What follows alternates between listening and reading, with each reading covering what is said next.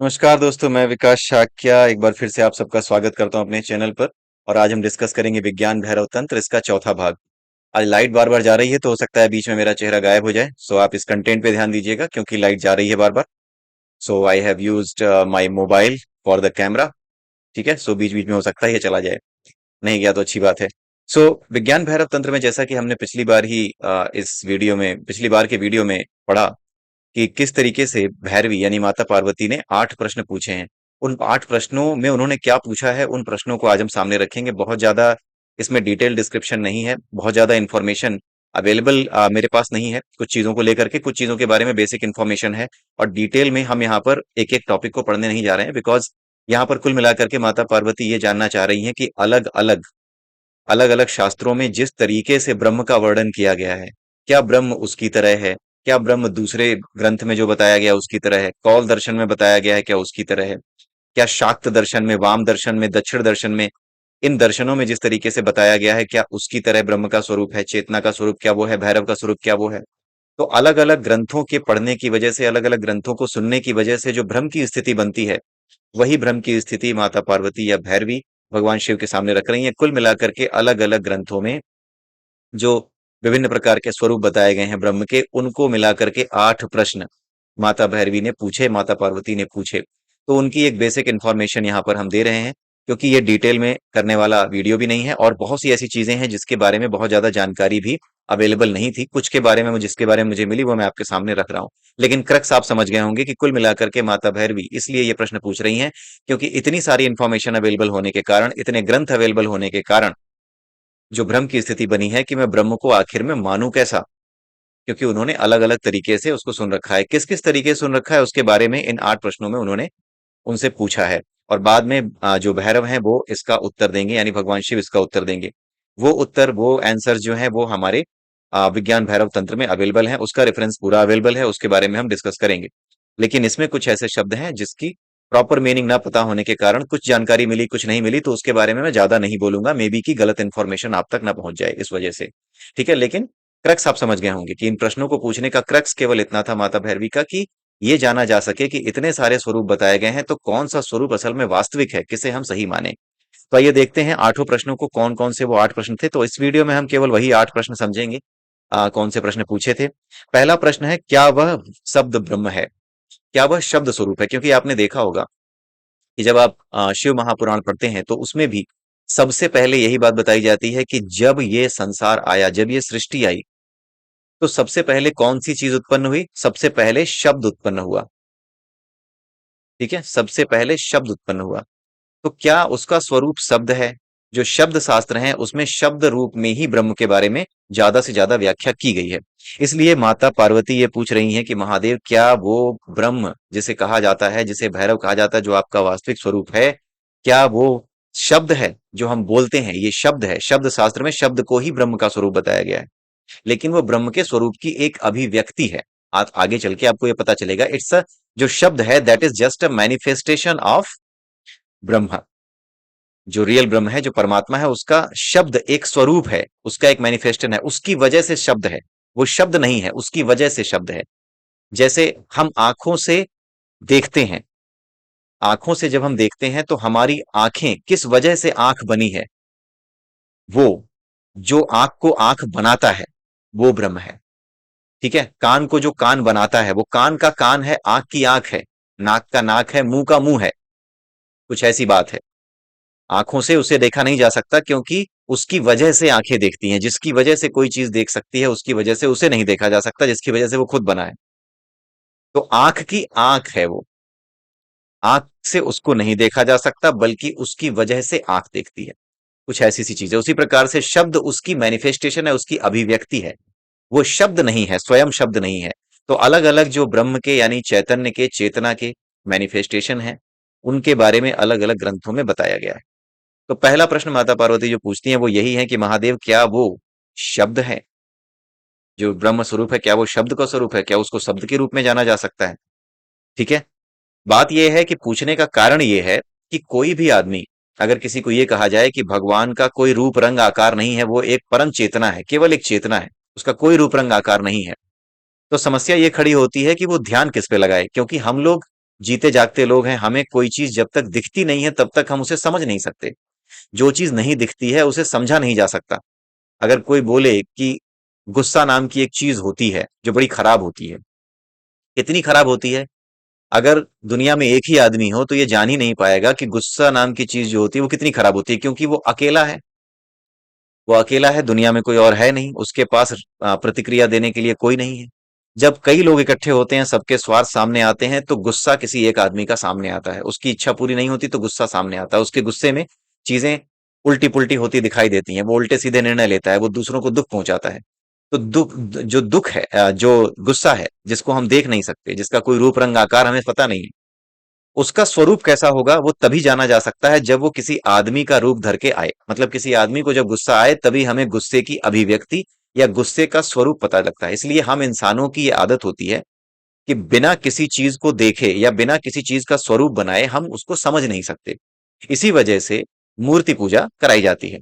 क्योंकि अगर कोई कहे, जो कि सच है, कि भगवान का कोई रूप रंग आकार नहीं है, वो कोई किसी रूप किसी रंग किसी आकार में है ही नहीं, लेकिन जब उसकी अभिव्यक्ति दी जाती है कि अगर भगवान होगा तो उसका चेहरा कैसा होगा।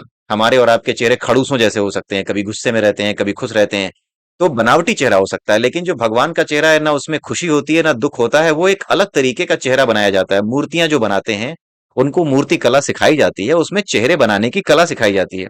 एक ऐसा चेहरा जिसमें ना खुशी है ना गम है, कुछ नहीं, केवल और केवल एक आनंद है, जैसे उनको कोई फिक्र नहीं है। जैसे राधा कृष्ण की मूर्ति आप देखिए जिसमें वो नाच रहे हो, आप उनके चेहरे पर, उनके हाव भाव में कहीं ये नहीं जान पाएंगे कि टमाटर लाना है, आज की सब्जी लाना है, कि घर में झगड़ा चल रहा है। कुछ भी ऐसा भाव उनके चेहरे पे दिखाई ही नहीं देगा। भाव रहित मूर्तियां बनाई जाती हैं। तो अगर ईश्वर है तो वो कैसा है, उसको समझने के लिए जब मूर्ति बनाई जाती है कि हाँ वो बहुत शक्तिशाली है, शक्ति है, उसके 8 हाथ हैं, यानी कि वो 8 तरह के अलग अलग काम कर सकती है।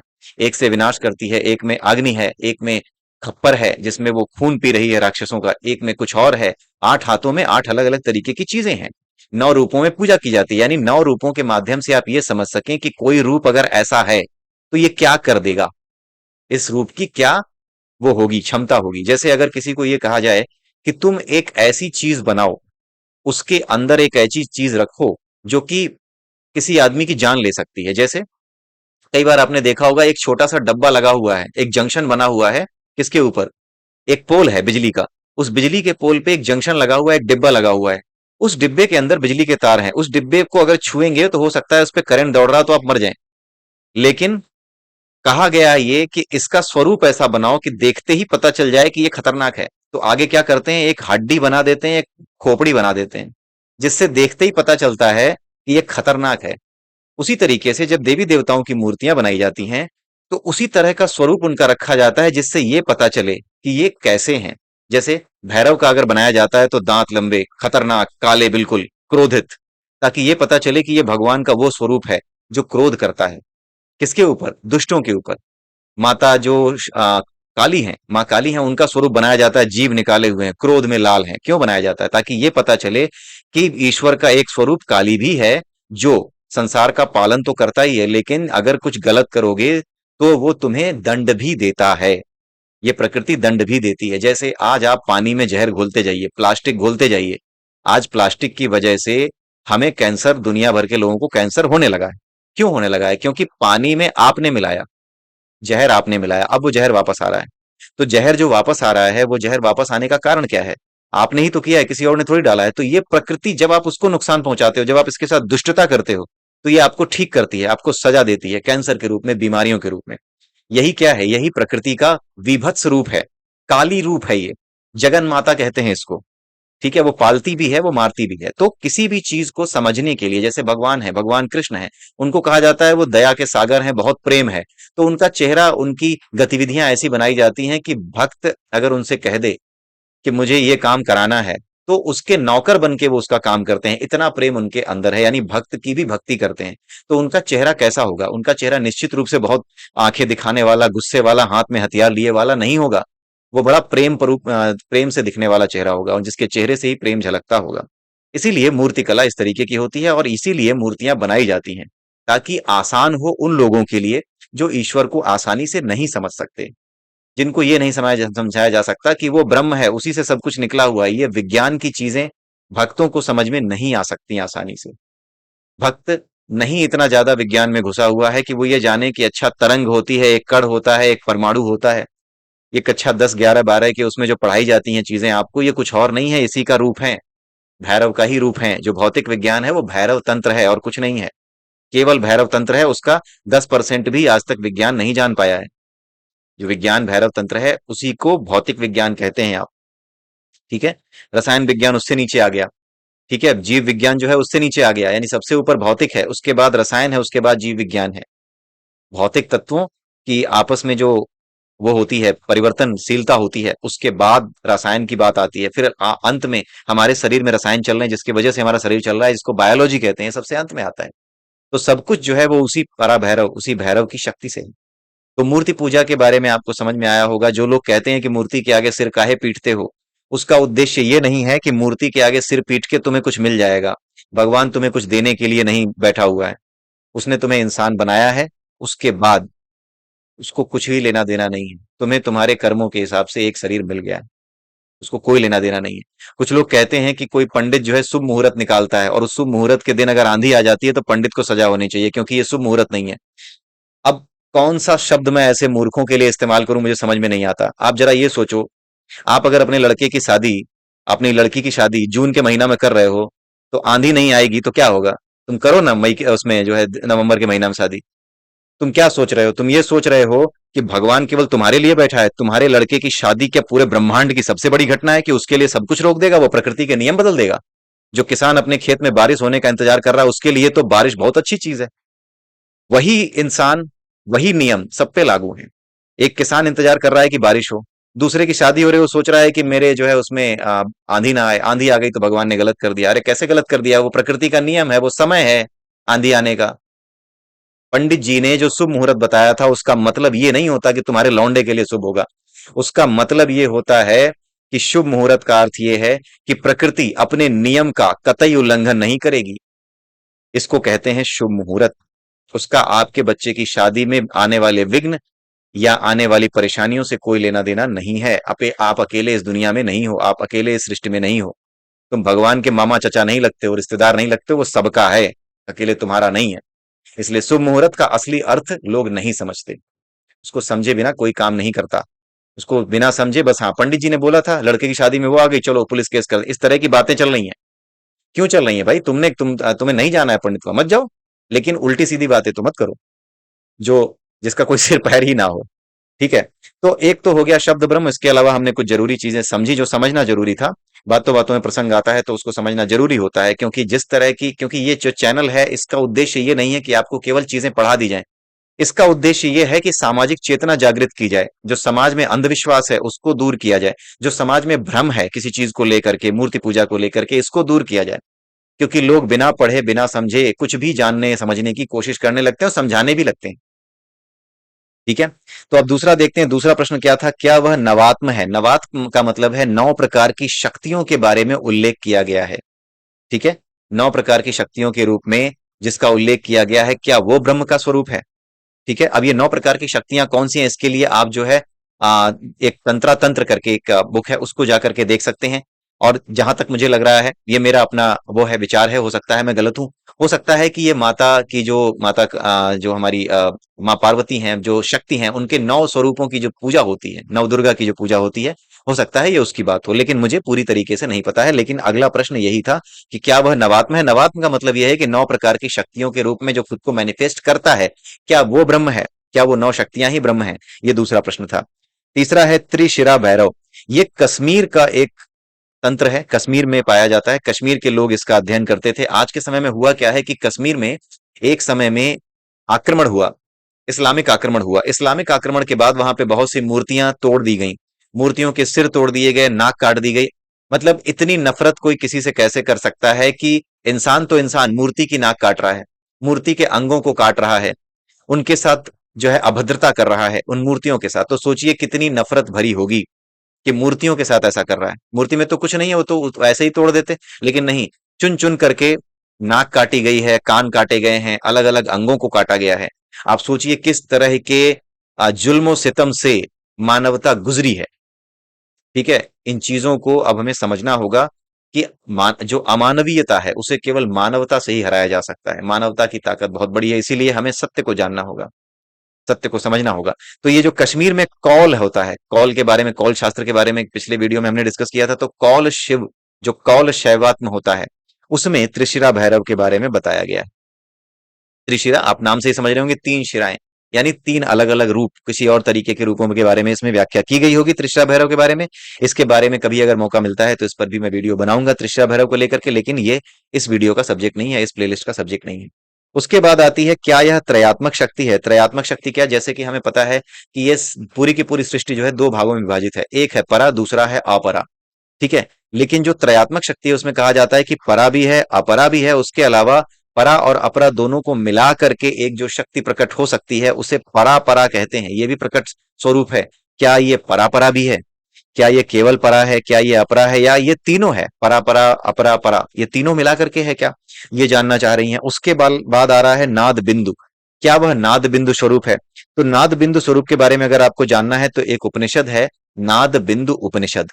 ठीक है, नाद बिंदु उपनिषद में जो जो आत्मा है उसको एक, या जो ओंकार है, ओंकार को हंस के रूप में दिखाया गया है। एक हंस होता है, उस हंस के रूप में दिखाया गया है और 12 अंगों की व्याख्या की गई है हंस के। और उसी 12 अंगों की व्याख्या करके पूरी आत्मा की, उसी पर ब्रह्म की पूरी चेतना की व्याख्या उससे कंपेयर करके की गई है, उपमा देकर के की गई है। उसी उपनिषद को नाद बिंदु उपनिषद कहते हैं। नाद बिंदु उपनिषद जल्दी ही हम अपने चैनल पे कवर करेंगे, क्योंकि छोटा सा उपनिषद है, बहुत ज्यादा नहीं है। नाद बिंदु उपनिषद एक अच्छा उपनिषद है, तो हम उसको समझ सकते हैं। नाद बिंदु उपनिषद के बाद उन्होंने ये पूछा कि अगर वो नाद बिंदु स्वरूप है, या फिर नाद बिंदु में जो अर्धचंद्र निरोधिका के बारे में बताया गया है।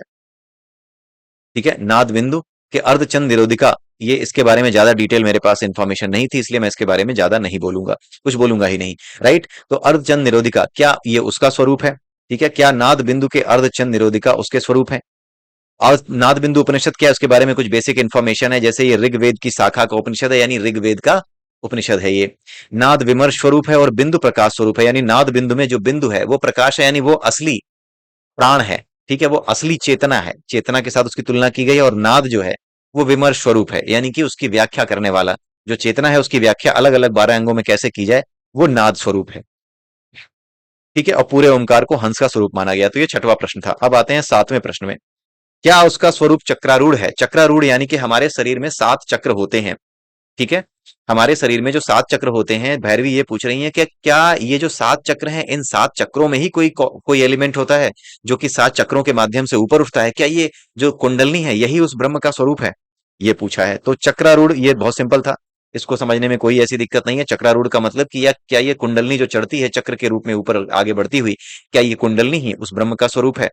उसके अलावा आठवां प्रश्न है कि क्या वह केवल शक्ति है? क्या वह केवल ऊर्जा है? जो ब्रह्म है, क्या वह केवल ऊर्जा है, केवल चेतना है? क्या वो केवल उसमें शक्ति है जो कि सभी चीजों का निर्माण करती है, विनाश करती है? क्या वो केवल शक्ति की तरह मानी जा सकती है? ये सारे प्रश्न, 8 प्रश्न जो है माता पार्वती ने या माता भैरवी ने भगवान शिव या थी यानी कि भगवान भैरव से किए। तंत्र शास्त्र में भगवान शिव को भगवान भैरव कहा जाता है और माता पार्वती को भैरवी कहा जाता है। ये हम बार बार डिस्कशन कर रहे हैं, बार बार मैं आपको बता रहा हूं ताकि ये क्लियर रहे आपको। तो इसी के साथ आज का ये वीडियो यहीं पे समाप्त होता है। अगले वीडियो में फिर मिलेंगे, तब तक के लिए ओम नमः शिवाय, जय सिया राम, जय श्री कृष्णा, जय श्री राधे।